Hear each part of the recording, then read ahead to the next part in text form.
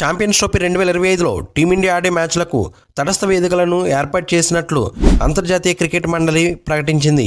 అదేవిధంగా ఇకపై భారత్లో జరిగే ఐసీసీ ఈవెంట్లకు కూడా పాకిస్తాన్ అక్కడ పర్యటించబోదని తెలిపింది. కాగా వచ్చే ఏడాది జరగనున్న ఛాంపియన్స్ ట్రోఫీ నిర్వహణ హక్కులను పాకిస్తాన్ దక్కించుకున్న విషయం తెలిసిందే. అయితే భద్రతా కారణాల దృష్ట్యా తమ జట్టును పాక్ పంపే ప్రసక్తి లేదని భారత క్రికెట్ నియంత్రణ మండలి ఐసీసీకి తేల్చి చెప్పేసింది. తాము టోర్నీలో పాల్గొనాలంటే తటస్థ వేదికలపై టీమిండియా మ్యాచ్లు నిర్వహించాలని విజ్ఞప్తి చేసింది. అయితే పాకిస్తాన్ క్రికెట్ బోర్డు తొలుత ఇందుకు అంగీకరించలేదు. అనేక చర్చలు ఐసీసీ గట్టిగా హెచ్చరించిన తర్వాత పీసీబీ ఎట్టకేలకు పంతం వీడింది.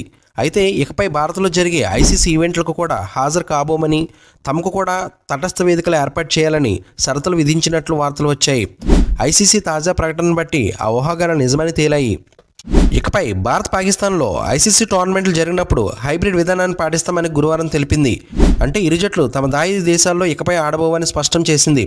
ఛాంపియన్స్ ట్రోఫీ 2025తో పాటు women's cricket world cup 2025, men's టీ20 వరల్డ్ కప్ 2026 టోర్నీలకు కూడా ఈ నిబంధన వర్తిస్తుందని చెప్పింది. అంతేకాదు మహిళల టీ20 ప్రపంచ కప్ 2028 వెన్యూ హక్కులను కూడా పాకిస్తాన్ దక్కించుకుందని ఐసీసీ ఈ సందర్భంగా తెలియజేసింది. దీనిని కూడా హైబ్రిడ్ మోడల్లో నిర్వహిస్తామని పేర్కొంది.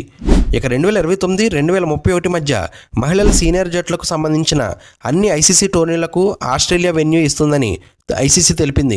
కాగా హైబ్రిడ్ విధానంలో జరగనున్న ఛాంపియన్స్ ట్రోఫీ 2025కి team India, Australia, South Africa, New Zealand, England, Afghanistan, Bangladesh అర్హత సాధించాయి. మరోవైపు పాకిస్తాన్ ఆతిథ్య జట్టు హోదాలో నేరుగా ఈ టోర్నీలో అడుగుపెట్టింది. 2017 ఛాంపియన్స్ ట్రోఫీలో విజేతగా నిలిచి ఈ అవకాశం దక్కించుకుంది. ఈసారి డిపెండింగ్ ఛాంపియన్గా బరిలోకి దిగనుంది. ఇక ఈ టోర్నీకి సంబంధించి త్వరలోనే షెడ్యూల్ విడుదల కానుంది.